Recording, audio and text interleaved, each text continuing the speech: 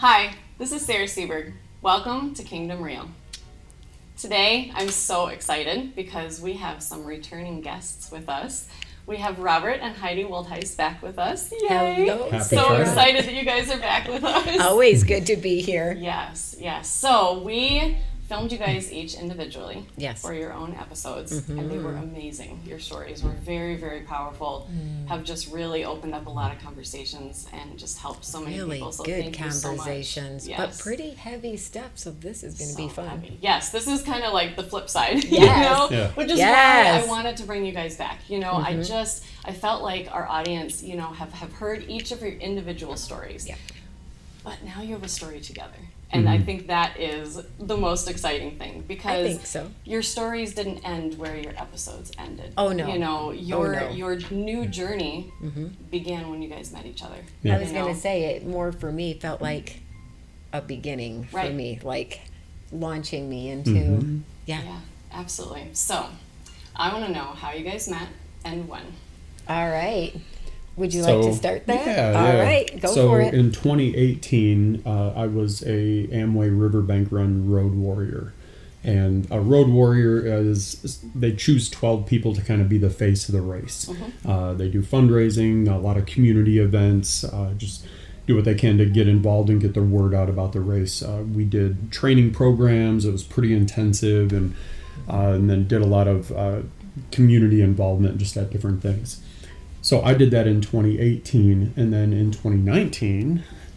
I applied, thinking there's no way they're going to choose me because I'd never been a runner before. And running really wasn't your thing. It was just more of it was a something I bucket need list to get out of the way because I put it on the things I had to do because I turned a certain age, and that was the thing I was going to do that I hated. I didn't know why that one ended up on my list, but I think... So in 2019, she was chosen to be on the team, and I was still attending a lot of the stuff that was Riverbank related. And she saw me at one of the races. I think it was probably at the John It was Ball at a training run out of the Y. Yeah. At the Y, we were training for it was a community, the community Saturday events.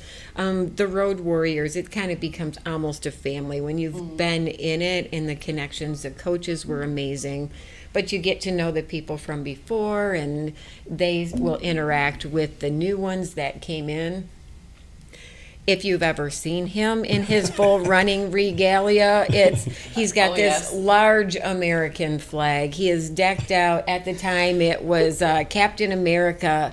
This fabulous man specimen here is wearing a tutu, and he's larger than life and laughing and smiling. And it was like this light almost. I saw, people gravitated towards it. It was this energy he put out. I was in a very different place in my life, but there was something, the whole moth to the flame type thing. It's like I was intrigued by him, and literally I was more fascinated about why. I had running coaches that always like, what is your why? Why are you running? Remember your why. And I think because I was focused on that, I saw this person thinking, what is his why? Why does he do it?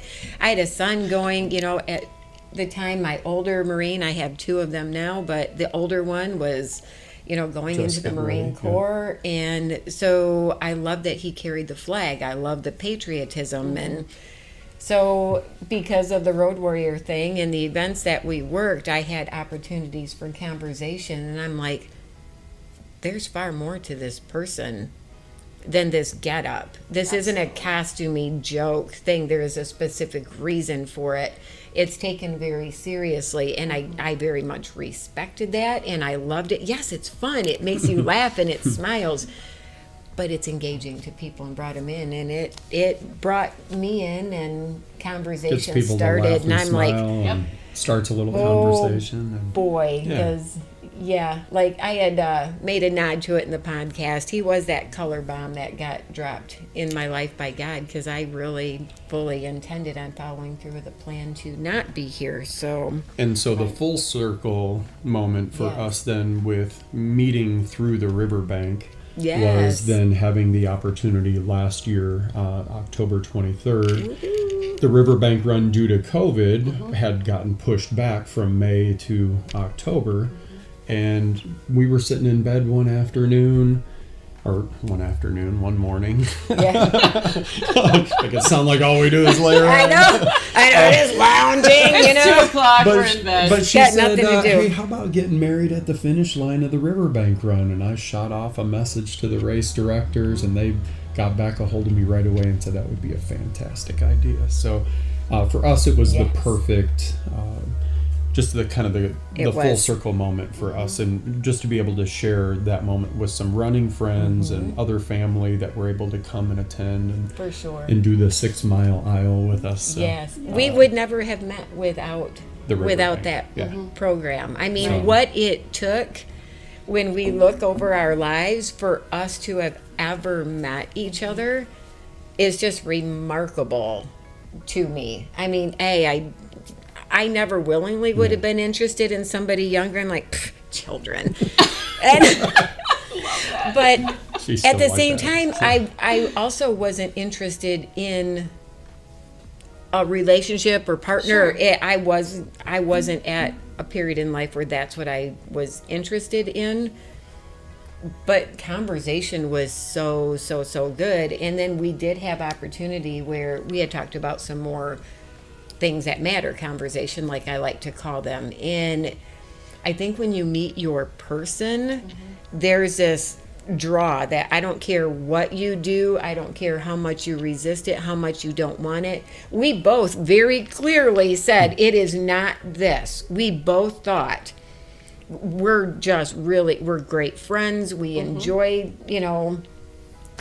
but it's definitely not this. And I know, God, you're laughing, but we found out that it was indeed that, and I found my person in one of the most least likely ways, but unexpected and perfect, because instead of not being here a month after that date that I had picked, I was marrying my very best friend in all the world, and I can't imagine. It's a much better option. I think so. I had to dust off my best salesman skills to. I know. I love it. I have loved watching this all evolve, just from conversations in the store with you, and then when I got to meet you, and it's just been really, really fun, and it's been an honor. Because my whole situation was completely different when we met. Absolutely. So. Yeah. Even when you came for my birthday. Yeah, so it's been really fun, and then Aaron and I were able to come and be with you on your wedding night and celebrate, and doing things really exciting. Our way. And I think that's my favorite thing about us is we both came into this very strict with I'm not changing. This is who I am. This is who he is, and I'm like, thank you. This is what I don't want different. I don't want you to change or to be different. And we each are. He's my biggest cheerleader. I'm his biggest cheerleader. And I want only the best for him. I want him to be, it works. Yes. Yeah, it does. His encouragement it was something I had to get used to, because I was certainly I wasn't used to positive, loving affirmations in somebody that took the time and effort to care for me. And I was kind of lost in that for a little bit, because it was a foreign world and I didn't quite trust it. I realized I waited for a very long time for him to show his real colors, because I'm like, when is this going to end? You just kept waiting. Yeah, because this doesn't happen for me. This just doesn't happen for me. And then I'm like, oh, well, it just is getting better and better and better. But it was remarkable. It still took me a long time to really let my guard down and believe that what I have is the legit, real deal. This man loves me. And I can say that now with no reason. So sorry. You're good. Without hesitation. It's like I don't have a moment of any day where I have a fear of being left, of being rejected, of not being loved, of being inadequate, and because it's not what I'm hearing. Right. Not what I'm hearing. And so I find that I'm doing things and involved with things because I have somebody that believes in me. And that helps me to believe in myself. And my confidence is so much better. Most days it's a happy, joyful thing, regardless of what's going on. Sure. Things are good and happy because our core basis and foundation, it's strong and it's good, and we actively work to make sure that we take care of it. Like, it's a priority. We we talk about it. And if we feel it's been a little, there's been distractions or maybe little disconnects, it's like everything gets put on hold, and we take care of ourselves. We know what we have, and we protect it fiercely. We refuse to give this up, and whatever it takes. So you guys have a 1-year anniversary coming up. We do. Do you have anything special planned? We do, actually. Yes. We're going to Mackinac. We are. And we're running with friends. We're running. That's so awesome. I knew the answer to that, but I wanted you to talk about it. Some friends of ours on Team RWB, which is a veteran support group for physical and social activity. So they rent a cabin up there, very rustic. Very rustic. If you like all the finer things in life, this is not for you. And, I love it. So I think the cabin holds maybe 20 or 24 people. Think a bunkhouse with a kids camp type thing, and a fireplace for heat, and a toilet that's outside. So have fun. And we're doing the Great Turtle Run. On the island. A couple of years ago, we did. I think I did the half marathon. I think you were up there and did a race while we were there. This year we're going to do the 5.7 mile trail run. So almost a revisit of the 6 Mile Isle. It's probably 15 or so of our friends, 15 or more that'll be up there. So it'll be a good the race is the day before our actual anniversary. Yay. So we're kind of talking about maybe taking a couple days in and just explore the way we like to. We like getting out, and we like hiking and seeing the beautiful things, and that's how we like to spend our time together. I absolutely love your energy. Both of you. Thanks. You guys have such great energy. Yes. I woke up this morning. I couldn't help but notice that while you were telling the story, he was fixated on you, and I love that about the two of you. Like, you guys love each other so much that you were like into her story, like you were there again. Yep. And that was cool. I make a point of, if she's talking to me, if we're at a bar, if we're somewhere, if we're anything, and she's like, I'm present with you. I'm not I'm not looking at my phone. I'm present with you. Yep. And what you are saying matters, because I know so much of your life you've been told and showed that what you say doesn't matter, or either suppressed or just into submission almost. Right. So just to let you know, I guess that. I know. Yeah, that's why I can always look, no matter where we are. I always know if I look up, I'll catch him and give him 5 seconds, and he's going to have my eye, and I'll just know. It's. And it's not that we're that couple that has to constantly just like be like this. I don't see that. I don't see it that way. It doesn't matter what we're doing, or reversed as well, because when he speaks, you fully pay attention to what he's saying, and I can see you get excited. Well, I'm so proud of him. I know. I'm so incredibly proud of him. Like, I'm just so excited to see what he's. I try. I know, if I have to raise another one, he's not bad. No, but it's very like reciprocal with each other. It's not one or the other. It's not a one-way street. I had no clue that there was an age difference between you two. I really didn't. I thought you were really close in age. Maybe a year or two or something like that. But if anything, I would have thought I would have been able to tell who you were. I'm a little more than 8. Yeah, almost 9 years older than he is. So you're 54. But again, you guys see each other's souls more than anything. You absolutely. Don't see, you know what I mean? Like that's what I don't even connected. It was like, I don't even think about it. I literally don't think about it anymore. So it just I feel like I'm plugged into something exciting every time I'm by you. Well, and I will you never know. Even separately, you guys both have such a presence that it makes complete sense to me that you guys found each other like that. Yeah. But even like the influence that you guys have on my life is huge. I have had the past week, literally since last Friday, depression, anxiety, so heavy that I could barely even function, right? And this morning I woke up and I was like, I gotta go get ready. Like, I was like super, super excited to come and spend time with you. So glad. Yeah, it just was like a natural, like, to be in the presence of people that I just adore and just have see, and we energy. feel that when I'm like, we love hanging with is you it time guys, to go yet? So, so you two do so much to help others. You know, you just have taken your stories and you've combined them, and then, you know, you just have become this beautiful safe haven for lost and broken people. And I just want to hear a little bit about, like, how God has used the two of you together to reach his lost people. Yeah. You can go ahead and share your little side of the world here. Working for Crossroads, I started working for Crossroads Prison Ministries in February, and being on staff there is honoring and humbling, just because I have so many good conversations with people that are involved in the ministry, and my job there is really to make sure that people feel appreciated and acknowledged for their service to the ministry. And so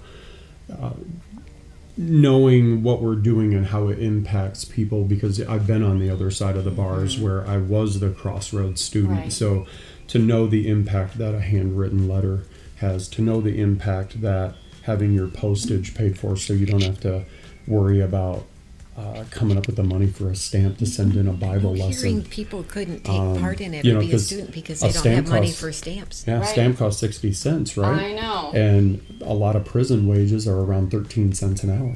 Oh, man. So that stamp imagine means... stamp means you worked a whole day.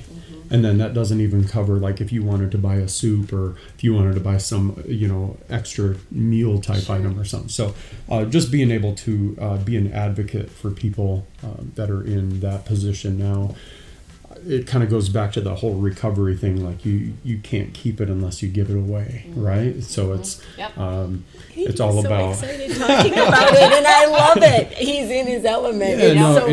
It's just being able to give away that gift that was so freely given to me, and all the chances that were given to me. And so I look at, it's increased my ability to show grace to people in so many situations. And so that's been really good. And then working with Heidi with just kind of the snowball that's happened since her story came out, and then just also even before that, the work that we were just doing just to show some inclusivity to people, just as simple as opening your home and inviting them there in with privacy and that protection that they needed. And I know that sounds odd in today's world. It's like, what, you're hiding who's coming? And it's not out of shame over who's at my house. It's literally for their well-being and where they're coming from. And the conversations,